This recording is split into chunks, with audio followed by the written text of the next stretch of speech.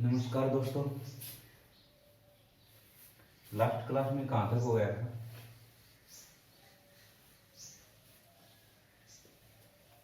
अपना देखो क्या चल रहा था, वो सारणी वाला मैटर चल रहा था। ठीक है, क्या चल रहा था? सारणी सारणी की स्टार्ट कर दी थी 4.1 में। कहाँ तक हो गया था? क्वेश्चन नंबर 5 तक होगा। ठीक है, अभी इसके आगे की बात करेंगे।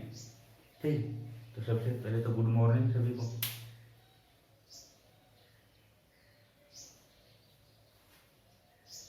आइए जल्दी से जल्दी। ठीक,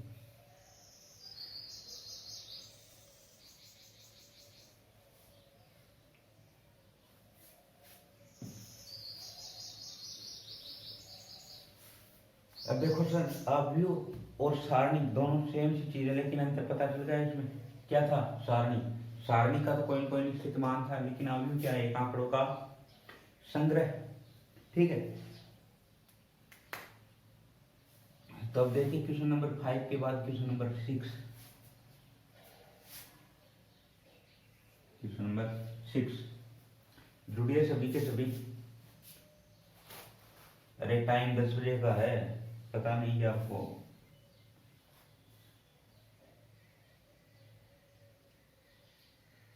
ठीक है, अब देखो क्वेश्चन नंबर 6 नंबर क्वेश्चन क्या है? 3 -11 1 5 0 0 -10 3 0। ठीक, क्वेश्चन नंबर 6 क्या है? कोई सारणी है अपने पास ये। ठीक है, 3 -11 1 3 -11 1 5 0 0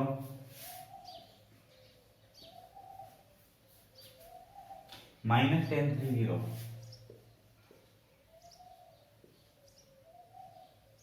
ये सारणी है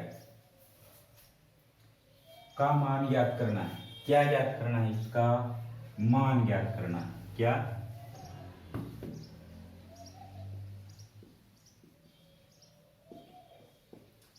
ठीक है, क्या है कि कोई सारणी दी गई है, इसका क्या ज्ञात करना है? मान ज्ञात करना।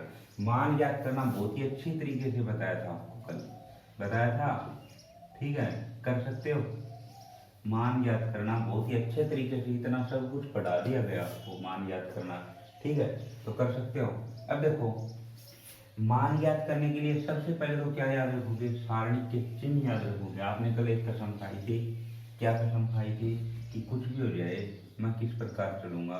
इस प्रकार चलूंगा। किस प्रकार चलूंगा? इस प्रकार चलूंगा। तो देखो बच्चा, इधर क्या है? -3 है, 11 है, 1 है। ठीक है, अरे कलाकारों देखो, ये क्या है? 3 पहला चिन्ह है, मतलब प्लस का चलेगा। अब इसके बाद ये लेना है, तो इस पंक्ति को छोड़ दिया, इस स्तंभ को छोड़ दिया, तो यहाँ पे 0 0 3 0 आगे बात सुनिए। ठीक है, ये फिर क्या करोगे? माइनस का सिंबल। अब यहाँ -11 है, इसका मतलब ये क्या हो गया? प्लस का 11 हो गया। ये सारणी का निशान। अब इसको ब्लॉक करो, इसको ब्लॉक करो, बच गया क्या? 5 0 -10 0। आगे बात समझ में? अब ये लेना है, आगे तो निशान प्लस का ही जाएगा। करना क्या है? इसको ब्लॉक करो, इसको ब्लॉक करो, क्या बचेगा? 5 0 -10 3। आगे बात समझ में? अब क्या करना है? ये कल आपको बहुत ही अच्छी तरीके से बताया गया था, किस प्रकार सरल करते हैं 2 × 2 क्रम की कोई भी सारणी हो उसको। अब देखो 3, ये क्या हो जाएगा? 0, ये क्या हो जाएगा? -0। आगे बात समझ में? प्लस 11 है, ये क्या हो जाएगा? 0, ये क्या हो जाएगा? -0। आगे बात समझ में? प्लस 1 है, ये क्या हो जाएगा? 10, ये क्या हो जाएगा? 0। इसका मतलब क्या निकल के आया? 0 - 0 0 0 को किसी भी चीज से मल्टीप्लाई करेंगे तो 0। ये भी क्या हो गया 0, आगे 15, इसका मतलब आंसर क्या आएगा 15। अब आपको इतना सब कुछ करने की आवश्यकता नहीं। सबसे पहले तो देखो सारणी के जब सरल करने जा रहे हो आप, तो सबसे पहले तो उसके स्तंभ को, पंक्ति को, सभी को अच्छे तरीके से देखो। किसी भी स्तंभ में अगर 0 0 0 नजर आ रहा है तो उसका मान 0 ही होगा। उस पंक्ति को उठाओ जिसमें सबसे ज्यादा 0 हैं। क्या करोगे, उस पंक्ति को उठाना है जिसमें सबसे ज्यादा 0 हैं। ठीक है, तो आपको नजर आ रहा है कि ये जो पंक्ति है इसमें सबसे ज्यादा 0। इसका मतलब इसको इसके अनुदिश करो ना, इसके अनुदिश से। इसका मतलब इसके अनुदिश करेंगे तो केवल और केवल एक ही उपसारणी बनेगी, एक की। बाकी 1 और 0 0 की तो 0 जाएगी, तो एक की उपसारणी बनेगी, इसका मतलब एक। ठीक है, यहाँ से स्टार्ट कर रहे हो, पहला चिन्ह प्लस का ही लेना। ठीक है, अब इस पंक्ति को छोड़ो, इस पंक्ति को छोड़ो, इस स्तंभ को 5 0 -10 3। ठीक है, इसका मान भी 0 जाएगा। इसको इस स्तंभ को ले रहे हो आप, इस स्तंभ को लेने के बाद इन दोनों का मान तो 0 जाएगा, मतलब एक के अनुदिश ही निकलेगा मान। ठीक है, एक के अनुदिश करेंगे तो 1 × 15 -0, तो आंसर क्या आएगा 15। आगे बात समझ में। करने का तरीका क्या है कि सबसे पहले उस स्तंभ या पंक्ति को पकड़ो जिसमें सबसे ज्यादा 0। इसके अनुदिश भी कर सकते हो, इसके अनुदिश भी कर सकते हो। ठीक है, क्या आएगा मान वही सेम। आया समझ में? अरे आ गया क्या, बोलो। ठीक है, तो करना क्या आपको, जब भी सारणी हल करने के लिए निकलो आप, तो क्या करना है, सबसे पहले उस पंक्ति या स्तंभ को पकड़ना है जिसमें सबसे ज्यादा 0 मिले आपको। ठीक है, उस पंक्ति या स्तंभ के अनुदिश करोगे तो मान जल्दी प्राप्त हो जाएगा। ठीक है, अब देखो क्वेश्चन नंबर 7।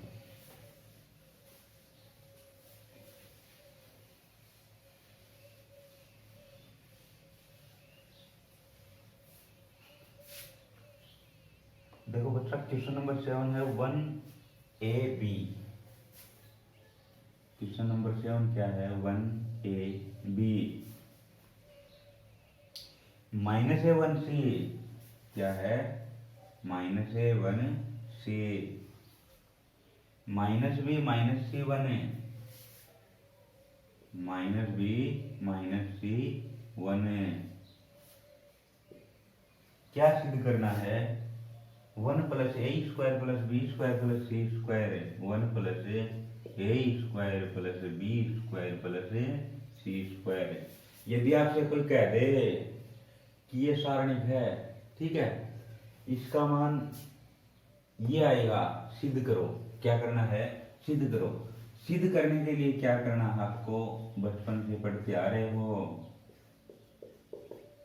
सिद्ध करने के लिए क्या करना है, 2 पार्ट होते हैं, 2 पार्ट, एक तो LHS, दूसरा RHS। किसी भी एक पार्ट को लेके चलेंगे, LHS लेके चलेंगे, LHS। ठीक है, LHS में क्या दिखाई दे रहा है आपको, सारणिक सरल करना बहुत ही अच्छे तरीके से बता दिया आपको। अब ये देखो सारणिक 1AB -A1C -B -C 1 है। क्या करना है, सरल करना है। अब इसको क्या करना है, मान ज्ञात करना है, इसका मान ज्ञात है। कसम याद करो, क्या खाई थी, प्लस माइनस प्लस है, कुछ भी हो जाए मैं क्या करूंगा, प्लस लूंगा माइनस लूंगा प्लस। ठीक है, तो यहाँ से प्लस माइनस प्लस है, यानी 1 × 1 माइनस c², लेकिन ये माइनस का है, अंदर माइनस आता तो किसका हो जाएगा, प्लस का। माइनस a, इसको पकड़ो, इसको पकड़ो, -a को 1 से किया -a, -b को c से किया -bc, बटे माइनस का है, एक सिंबल माइनस का था तो किसका हो गया ये, प्लस का। माइनस नहीं, माइनस नहीं, प्लस चलेगा, प्लस b, इसको पकड़ो, इसको पकड़ो, प्लस का ac, प्लस का ac, माइनस का b बटे प्लस, क्योंकि माइनस अंदर है, 1 plus c square minus a क्या हो जाएगा a square minus minus a plus minus a b c plus a b c plus का b square plus minus cancel out. ठीक है, यानी माइनस का ए बी सी है उसको प्लस के बी सी के साथ उड़ा दिया। समझ में आ गई बात। अब देखो 1 प्लस सी स्क्वायर प्लस ए स्क्वायर प्लस बी स्क्वायर। अब आ रहा क्या 1 ए स्क्वायर बी स्क्वायर। रे मूर्खो, क्रम चेंज कर दो इसका। क्रम क्या है a square plus b square plus c square. अब देखो जो चीज है वो LHS है वो RHS के बराबर मिल रहा है। इसका मतलब यहाँ लिख दोगे संस्कृत में इति सिद्धम। क्या लिखना है इति सिद्धम, यानी LHS है किसके बराबर आ गया RHS के। किसके बराबर आया RHS की। आगे बात समझ। अरे देखो दिया क्या गया था, ये कोई मैट्रिक्स है इसको इसके बराबर सिद्ध करना है तो कलाकारों करना क्या है आपको। एक पार्ट है ये RHS इसको तो दो छोड़ क्या लेके करना है अपने को LHS में क्या करना है। ये मैट्रिक्स दे रखा है, ये आपको सारणी दे रखी है। सारणी का मान ज्ञात करना। सारणी का मान ज्ञात करोगे तो किस प्रकार ज्ञात करते हैं, किसी भी पंक्ति के अनुदिश करते हैं या फिर किसी भी स्तंभ के अनुदिश करते हैं। ठीक है, इस पंक्ति के अनुदिश कर रहे हैं अपन, इस पंक्ति के अनुदिश। ठीक है, किसके अनुदिश, इस पंक्ति के अनुदिश है। इसको ऐसे समझेंगे, देखो 1 को पकड़ो, 1 बाहर लिख दिया, ये बचा, इस पंक्ति को ब्लॉक किया, इस स्तंभ को ब्लॉक किया, ये बचा, यानी 1 × 1 है माइनस का सी स्क्वायर, लेकिन माइनस एक अंदर आता तो क्या हो गया ये प्लस का। आगे बात समझ में। अब इसको ऐसे समझेंगे, ए लेंगे लेकिन माइनस का निशान लगाएंगे, माइनस ए इंटू इसको ब्लॉक कर दिया, इसको ब्लॉक कर दिया, माइनस ए माइनस का बीसी है, लेकिन ये माइनस का बीसी किसका हो जाएगा प्लस का। इसी प्रकार द सेम बी के साथ करेंगे। समझ में आ गई बात। अब देखो इसको क्या करना है, मल्टीप्लाई करके लिखना। ये तो 1 + सी स्क्वायर हो गया, इसको अंदर गुणा करके जाओ। ठीक है, इसको भी अंदर गुणा करके जाओ। कई बात समझ में। अब जो कैंसिल आउट हो रहे हैं उनको काट दो। ABC को ABC से उड़ा दिया, बच गया क्या 1 + सी स्क्वायर प्लस ए स्क्वायर प्लस बी स्क्वायर। लेकिन आपको क्या करना है, आपको ये मिलाना है, मिलाना तो क्या करना है, इसका ऑर्डर चेंज कर दो। 1 + a square plus b square plus c square, यानी जो LHS है वो किसके बराबर आ गया कलाकारों RHS। समझ में आ गई बात। ये आपकी 4.1 कंप्लीट हो गई। ठीक है, 4.1 इतना इजी एक्सरसाइज था, कुछ नहीं करना था, कुछ भी नहीं करना। क्या किया है वही बचपन वाली बातें। ठीक है, क्या किया है वही बचपन वाली बातें की है अपने। ठीक है, अब देखो क्वेश्चन एक्सरसाइज 4.2 है ना, काफी स्टैंडर्ड लेवल के क्वेश्चन होंगे इसमें। ठीक है, अब इसमें कुछ सारणी आपको बता दी क्या होती है, क्या इस पर संक्रिया लगती है, क्या नहीं लगती है, लेकिन क्या नहीं बताया आपको सारणी के गुणधर्म में। क्या नहीं बताया गुणधर्म। गुणधर्म क्या होते हैं कि हम इस पर क्या क्या कंडीशन लागू कर सकते हैं कि इसका मान कोई भी दिक्कत नहीं करे, क्या नहीं करे, दिक्कत नहीं करे। तो देखो सारणी की पहली कंडीशन क्या होती है, नंबर फर्स्ट देखो सारणी में दो चीजें होती हैं। क्या होती हैं, एक तो स्तंभ, क्या होता है स्तंभ, दूसरी क्या होती है पंक्ति। अरे पढ़ क्या होगा इसके बारे में, स्तंभ और पंक्ति। यानी बहुत ही अच्छे तरीके से पता आपको कि स्तंभ क्या होता है, पंक्ति क्या होती है। ये पंक्ति होती है साहब, ये क्या होता है स्तंभ होता है। समझ में आ गई बात। अब दूसरी चीज, अगर बात किसकी हो रही है सारणी की, इसका मतलब m और n का मान क्या होगा बराबर है, यानी जितनी भी पंक्ति होंगी ना उतने ही अपने पास क्या होंगे स्तंभ। अब देखो ये पहली कंडीशन क्या कह रही है कि ये है स्तंभ, ये है पंक्ति। अगर स्तंभ को पंक्ति बना दिया जाए, पंक्ति को स्तंभ बना दिया जाए, यानी आपस में स्तंभ को चेंज कर दिया जाए।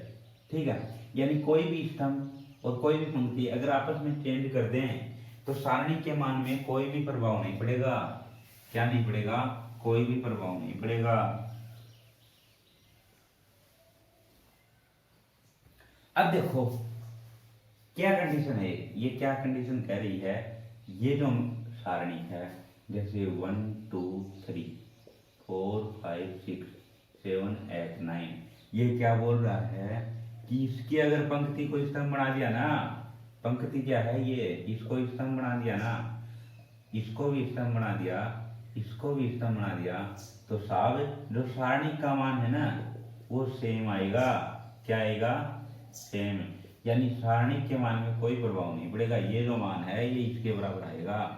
आगे बात समझ, बोल क्या रहा है, यदि किसी भी सारणी की जो पंक्ति है ना, पंक्ति अगर उसको स्तंभ बना दें या फिर कोई भी स्तंभ है उसको पंक्ति बना दें तो सारणी के मान में कोई प्रभाव नहीं पड़ेगा।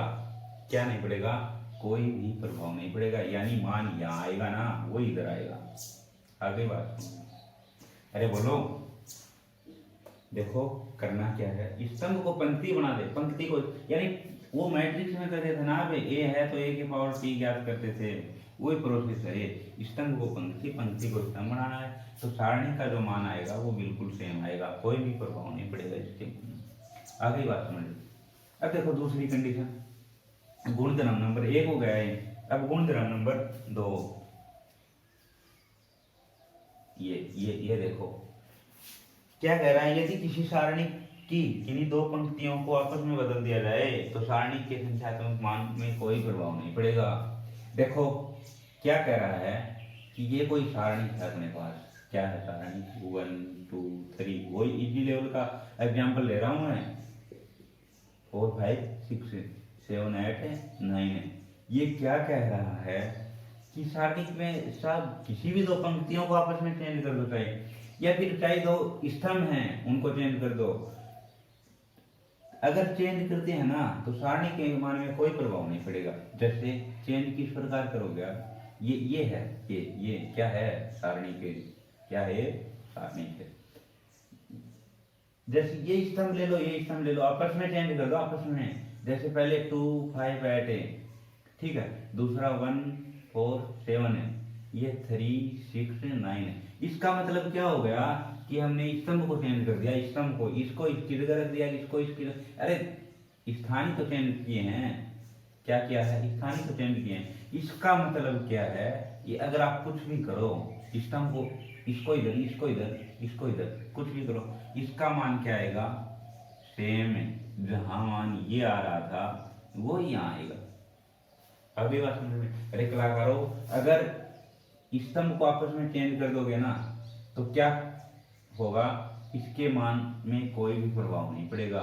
क्या नहीं होगा, मान में कोई भी प्रभाव नहीं पड़ेगा। आगे बात समझ में, अब देखो साहब गुणधर्म नंबर 3 क्या है, सारणी की कोई दो पंक्तियों या स्तंभ सर्वांग हो तो सारणी का मान क्या होगा, 0। अब देखो ये अच्छी बात है, अच्छी बात है, अच्छी लेवल की बात है। क्या है, अच्छे लेवल की बात है। क्या कह रहा है कि इससे पहले तो क्या किया था, इसको उधर किया था, कोई दिक्कत वाली बात नहीं है। अब ये अच्छे लेवल की बात, क्या कह रहा है कि कोई सारणिक है सर, क्या है, सारणिक है। अब सारणिक है तो इसमें क्या है कि कोई भी दो पंक्ति या दो स्तंभ अगर सेम है ना, जैसे मैंने ये कर दिया, ये ठीक है, इसका मतलब ये स्तंभ है और ये स्तंभ है, दोनों सेम है, सेम दिखाई दे रहे हैं। अरे बोलो, ये और ये दोनों सेम दिखाई दे रहे हैं। इसका मतलब क्या है, इस सारणी का आपको सरल करने की जरूरत नहीं है, इसका मान ऑटोमेटिक क्या आएगा, 0। क्या आएगा, 0। आगे बात समझ में, किसी सारणी की कोई दो पंक्तियां या दो स्तंभ सर्वांग सम हो तो सारणी का मान क्या आएगा, 0। आपको कुछ करने की आवश्यकता नहीं है, आपको दिखाई दिया 1 1 1 1 1 1 है, ऑटोमेटिक है 0। क्या हो जाएगा, 0। आगे बात समझ में, ये अच्छे लेवल की बात थी। क्वेश्चन आते हैं सर, ठीक है, नेवी एयरफोर्स में काफी क्वेश्चन आते हैं सारणी के इसके ऊपर, यानी संक्रिया लगानी पड़ेंगी या फिर सीधा सीधा क्वेश्चन दिखाई देगा। जैसे दो स्तंभ सेम है इसके तो मान 0, ठीक है। अगर कोई कह दे कि सर स्तंभ सेम नहीं है, पंक्ति सेम है, ये है ये सेम है, ठीक है, ये सेम है। तो अरे करना क्या है, मैंने अभी बताया है कि यदि दो स्तंभ सेम हैं या फिर दो पंक्ति सेम हैं तो कुछ करने की आवश्यकता नहीं है, सीधा जीरो। क्या है, जीरो। समझ में आ गई बात, आ गई क्या? अगर 12th लेवल पे एक क्वेश्चन आता है जीरो तो आपको ये नहीं करना, सीधा जीरो लिख के आ गई। आपको इसके वो भी लिखने हैं, जैसे नोट लगा के लिख दिया कि सर हम बचपन से पढ़ते आ रहे हैं, यदि दो पंक्तियां या दो स्तंभ सेम होंगे तो कोई भी सारणी का उसका मान क्या होगा, जीरो। क्या होगा, जीरो। अब देखो आगे अगला जो गुणधर्म है वो क्या कह रहा है, यदि सारणी की किसी पंक्ति के सभी अवयवों को किसी अचर राशि से गुणा कर दिया जाए तो सारणी का मान क्या गुणा हो जाएगा। देखो अच्छे लेवल की बात है, ये अच्छे लेवल की बात है। ये कोई सारणी है, ये जैसे 2x2 क्रम की ले लो, ठीक है। छोटा सा एग्जाम्पल लेते हैं, छोटा सा। क्या है, ये कोई सारणी है 2x2 क्रम की, ये 1 है, ये 2 है, ये 3 है, ये 4 है। ये क्या कह रहा है, ये किसी पंक्ति को अगर कोई अचर राशि से गुणा कर दिया जाए, अचर राशि, ठीक है, कोई भी अचर राशि ले लो, जैसे 5 ले लिया, 4 ले लिया, कुछ भी ले लिया, ठीक है, तो सारणी का मान जिससे गुणा करे हो ना उतना ही गुणा हो जाएगा। जैसे सारणी का मान आ रहा था 5 पे, सपोज करो आपने 4 से गुणा किया तो उतना ही गुणा हो जाएगा, यानी 20। तो कई बात नहीं, देखो कैसे होता है, ये देखो करके देखो कैसे होता है। अब देखो ये है कोई सारणी, मैंने क्या किया है, स्तंभ 1 है ना, स्तंभ 1 उसको 2 से गुणा कर दिया। किससे गुणा कर दिया, 2 से करके देखो, 2 3 दूनी 6। अब इसको सेम छोड़ दिया, ठीक है। तो साहब यहाँ सारणी का मान क्या आ रहा था, 4 × 1 4 - 3 × 6 क्या आ रहा था, -2। अब यहाँ क्या आना चाहिए, -4 आना चाहिए, यानी 2 से गुणा किया ना तो इसका भी 2 गुना होगा। जैसे एट -12 है, यानी -4 आ गई बात समझ में? क्या समझ में आई? यदि किसी भी सारणी कि किसी भी पंक्ति को या फिर किसी भी स्तंभ को कोई भी अचर राशि से गुणा करते हैं ना, कोई भी अचर राशि, तो जो सारणी का जो मान है उस पर क्या प्रभाव पड़ेगा, जिस राशि से गुणा करते हैं सारणी का मान उतना ही गुणा बढ़ जाएगा। क्या हो जाएगा, उतना ही गुणा बढ़ जाएगा। ये थी अपनी कंडीशन नंबर 4, गुणधर्म नंबर 4। अभी ये अच्छे तरीके से समझना, आपको ये आगे दिक्कत नहीं हो रहा आपको। अब देखो 5 नंबर, किसी भी सारणी की किसी पंक्ति के स्तंभ के प्रत्येक अवयव से किसी पंक्ति या स्तंभ के संगत अवयवों को अचर राशि से गुणा करके जोड़ दिया या घटा दिया जाए तो सारणी का मान अपरिवर्तित, वही कंडीशन, यानी कोई भी अवयव है उसमें घटा दिया जाए या जोड़ दिया जाए तो कोई भी प्रभाव नहीं पड़ेगा सारणी के ऊपर। किसी भी सारणी में किसी पंक्ति के अवयवों और किसी अन्य पंक्ति के अवयवों के सहखंडों के गुणनफलों का योग 0 होता है, कोई दिक्कत नहीं है।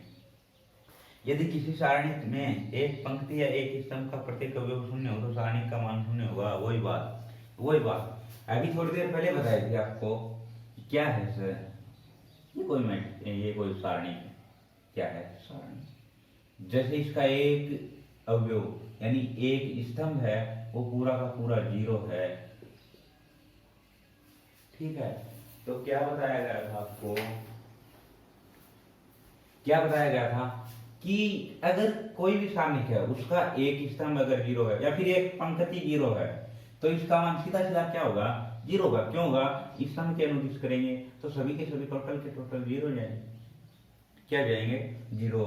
इसका मतलब इस सारणी का मान ऑटोमेटिक क्या आएगा, 0। अरे कलाकारों आपको बता दिया गया, यदि कोई स्तंभ 0 कोई पंक्ति 0 हो या फिर 2 पंक्ति सेम हो या फिर 2 स्तंभ सेम हो तो कुछ नहीं करना है, जो सारणी है उसका मान क्या आएगा, 0। क्या आएगा, 0।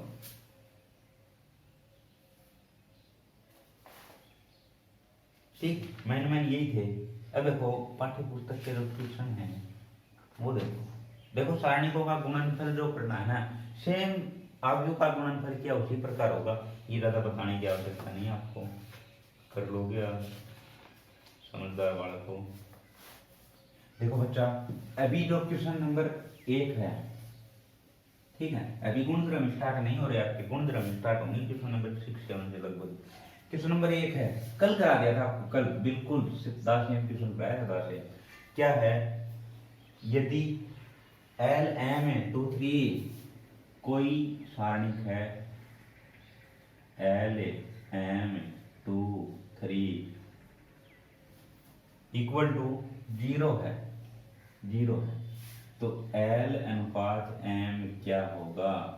10 एम क्वेश्चन कल कराया था, 10 एम बिल्कुल इसी प्रकार का क्वेश्चन आपने किया होगा।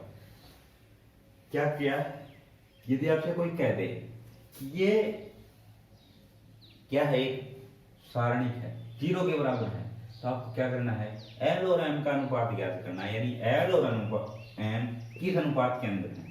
तो सबसे पहले कुछ नहीं करना, करना क्या है आपको, जो बचपन से पढ़ते आ रहे हो वही करना।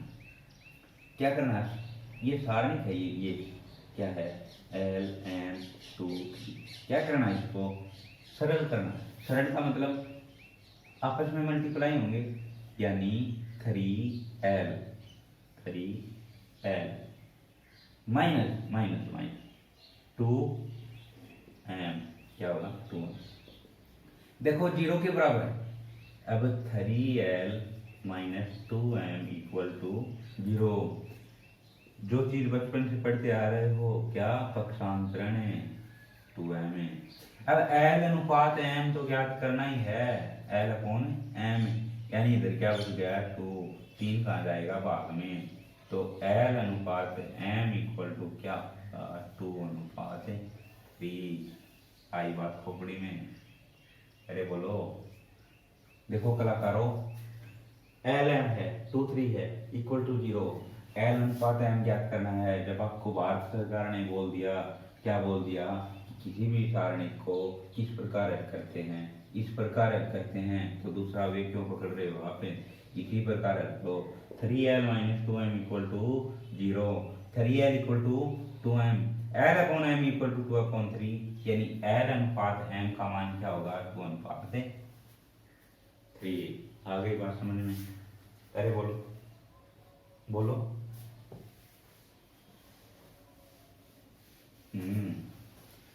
अगला क्वेश्चन, अगला अगला देखो, अगला क्या है, अगला क्वेश्चन क्या है, सारणी के साहब, इसकी उपसारणी ज्ञात करनी है। उपसारणी बताया था कल आपको, क्या ज्ञात करनी है, उपसारणी ज्ञात करनी है। उपसारणी के देखो कल बहुत ही अच्छे तरीके से ठीक ठीक कर बताया गया था आपको, उपसारणी ज्ञात करना। 2 3 4 है, 3 6 5 है, 1 8 9 है, 2 3 4 है, 3 6 5 है, 3 6 5 है, 1 8 9 है, 1 8 9 है। उपसारणी का मतलब क्या होता है, उपसारणी, उपसारणी जो अवयव है ना उसकी जो सारणी बनेगी। जैसे मैंने, यदि आपसे कोई कह दे 2 की उपसारणी, तो 2 की उपसारणी याद करोगे, तो 2 वाली पंक्ति को छोड़ दो, स्तंभ को छोड़ दो। दिक्कत कहाँ आ रही है, दिक्कत ये हो गया, कार्य दिक्कत। जैसे मैंने कह दिया आपको कि 6 की याद करो, 6 की उपसारणी, 6 की किस प्रकार याद करेंगे, 6 वाले स्तंभ, इसको छोड़ दो, इसको छोड़ दो, साफ बच गया क्या, 2 4 1 9, क्या बच गया, 2 4 1 9। आगे बात समझ लो, करना कुछ नहीं है, भटकने की आवश्यकता नहीं है आपको, भटकने की क्या करना है, 2 है, 2 का करना 6 5 8 9। अब 6 का करना है तो सब भगवान का दिया, सब कुछ है, 6 का करना है तो ये काट दो, अब जो बच गए उनको लिखो ना। ये क्या है, इनकी उपसारणी, किसी भी अवयव की उपसारणी लिखनी है, ऐसे लिखना है आपको। समझ में आ गई बात, ठीक है, भटकने की आवश्यकता नहीं आपको। इस प्लेटफॉर्म पे 0 से 0 है ना, वो भी कुछ सीख के जाएगा, क्या करेगा, सीख के जाएगा। अब देखो सारणी नंबर 3 है, सारणी नंबर 3 नंबर सारणी, क्या करना है, 30 40 50 60 70 80 90 20 80। बड़ा प्यारा कॉम्बिनेशन है, क्या है, बड़ा ही प्यारा कॉम्बिनेशन। क्या दे रखा है, 13 14 15 16 17, 18, 19, 20, 21। ये क्या याद करना है इसका मान। सबसे पहले तो वही कंडीशन, जैसे अगर सीधा करोगे ना पे तो 13 इंटू ये, फिर 16 इंटू ये, फिर 19 इंटू ये, ठीक है। वही प्लस माइनस प्लस का ध्यान रखते चलोगे तो ठीक, कोई दिक्कत नहीं है, वो तरीका आपका। लेकिन उस तरीके में झंझट क्या है, क्या झंझट है कि कभी तो इसको इससे गुणा करना पड़ेगा। अब 17 को 15 से करोगे काफी टाइम लगेगी, इसको इससे करेंगे तो भी टाइम लगेगी, ऐसा कुछ नहीं करना। अब जो अभी गुणधर्म बताए आपको वो अप्लाई करने हैं। क्या करने हैं, जो गुणधर्म बताए हैं वो अप्लाई करने हैं। क्या, अब देखो कुछ नहीं करना। सबसे पहले तो एक बात याद रखनी है आपको, बहुत ही अच्छे लेवल की बात बता रहा हूं। क्या, ये क्या है R1, ये क्या है R2, ये क्या है R3, यानी पंक्ति, पंक्ति को क्या बोलते हैं R1, R2, R3। इसी प्रकार ये स्तंभ हो गए ना, ये C1 है, ये C2 है, ये C3, यानी ये क्या है कॉलम। आ गई बात समझ। अब देखो अगर इस पर कोई संक्रिया लगा दूं, यानी आपको ये दिख रहा है ये इसमें सेम अंतर है, यानी या फिर इन दोनों में सेम अंतर है। समझ में आ गई बात। अगर R1 रो है उसको किस में चेंज कर दूं मैं, यानी R1 है इसको किस में चेंज कर दूं, R2 माइनस R1 में चेंज कर दूं। किसमें, R2 माइनस R1, यानी R1 की जगह क्या लिखना है आपको, R2 में से R1 घटा के लिखना है। अब देखो ये लगाओ, तो इसमें से इसको घटाएंगे 1, इसमें से इसको घटाएंगे 1, इसमें से इसको घटाएंगे 1। आगे बात समझ में, आगे कुछ किया नहीं है। तो 14, 17, 20, 15, 18, 21। दूसरी कंडीशन और लगा दूं मैं कि R2 को भी क्या करेंगे, इसी प्रकार चेंज करेंगे, इसी प्रकार। किस प्रकार, R3 में से R2 घटा दें तो क्या हो जाएगा, R3 में से R2 घटाने के बाद क्या हो जाएगा, देखो 15 माइनस 14, पहले तो ऊपर वाली जो लाइन है उसको तो छेड़ना ही नहीं अपने को। 15 में 14, 1 1 1, इसमें से ये गया 1, इसमें से ये गया 1, इसमें से ये गया 1। अब नीचे क्या बच गया, 15, 18, 21। तो बच्चा आई बात समझ में आ रहा क्या है। पहले तो R1 को चेंज करो। R1 को क्या किस प्रकार चेंज करेंगे, R2 माइनस R1, R2 में से R1, ये संक्रियाएं हैं लगती हैं, मैं इसके सारणी के ऊपर लगा दिया करो। फिर R2 को भी कुछ ऐसा ही करते हैं जिससे सेम आ जाए। तो R3 में से R2 घटाया, R3 में से R2 घटाया, ठीक है, यानी 1 1 1 1 1 1। अब मैंने एक चीज बताई थी आपको, बहुत ही अच्छे तरीके से बहुत बार बता दिया गया है। क्या है कि अगर किसी भी कोई सारणी है उसके दो अवयव अगर सेम है ना, यानी दो पंक्तियां यहाँ सेम है, यहाँ R1 इक्वल टू R2 है, तो इसका मतलब इस सारणी का मान क्या हो जाएगा, 0। कुछ करने की आवश्यकता नहीं। आगे बात समझ, बहुत ही अच्छे तरीके से बताया था आपको। अगर किसी सारणी का दो पंक्ति या दो स्तंभ अगर सेम है तो डायरेक्टली उसका मान क्या हो जाएगा, 0। ठीक है। अब देखो अच्छे लेवल का क्वेश्चन था ये, बहुत बार आते हैं, बहुत बार क्वेश्चन आते हैं, बहुत बार। ठीक, करना क्या था, यदि आपसे कोई कह दे कि ये साहब आपके पास कोई सारणी है, ठीक, इसका मान याद करना, कुछ तो मूर्ख लोग क्या करेंगे, इसको करेंगे ऐसा 13 इंटू 70, 20, 18, 21, अपने आप को बहुत इंटेलिजेंट सुनते हैं, बल्कि ये तरीका करेंगे ना, वो क्या लाएंगे, माइनस, बहुत ज्यादा टाइम लगेगा। ठीक है, क्वेश्चन तो सही होगा, मान तो क्या आना, वही 0, लेकिन टाइम तो लगेगा। आपको क्या करना है, ये करना है, ये क्यों दी गई है बुक के अंदर, संक्रियाएं क्यों दी गई है ये, ठीक, सजाने के लिए, अक्षरों को सजाने के लिए दी गई नहीं, आपको ये काम में लेनी है इसलिए दी गई। आप बहुत ही इंटेलिजेंट बच्चे हो इसलिए आपको ये काम में लेनी है, इसलिए दी गई है ये, क्या करनी है इसलिए। अरे समझदार बाल को करना क्या है, देखो कुछ नहीं करना है, पहले तो इसमें से है ना, इसमें से इसको घटा दो और ऊपर लिख दो ये, फिर इसमें से इसको घटा दो, ये दोबारा लिख दिया। अब दोनों दिखे सेम है, इसका मतलब 0। क्या दिक्कत आ रही है, आगे बात समझ में यहाँ तक, अब यहाँ तक समझ में आ गई तो अगला क्वेश्चन करेंगे कल, टाइम हो गया है। ठीक है, अभी और 2 दिन की क्लास होगी शायद, फिर ये नंबर 4 एक्सरसाइज आपकी कंप्लीट हो जाएगी। उसके बाद आपको 4 एक्सरसाइज करा दी गई, 4 एक्सरसाइज करा दी गई, समझ में आ गई बात। ठीक है, आपस में करना इनको बैठ के, कुछ नहीं आए तो बताना,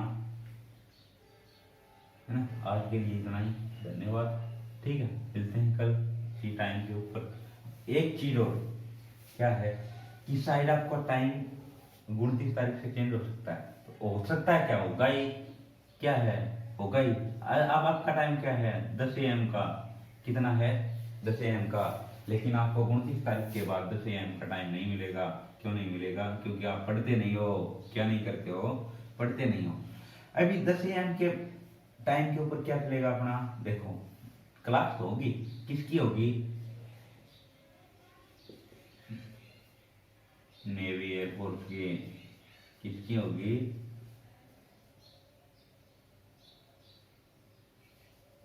नेवी एयरफोर्स की। ठीक है, समझ में आ गई बात। 10 बजे क्लास तो होगी, ले सकते हो आप, ले सकते हो, बेनिफिट मिलेगा आपको, बहुत ज्यादा बेनिफिट मिलेगा। ठीक है, लेकिन 10 AM के ऊपर अपनी क्लास किसकी होगी?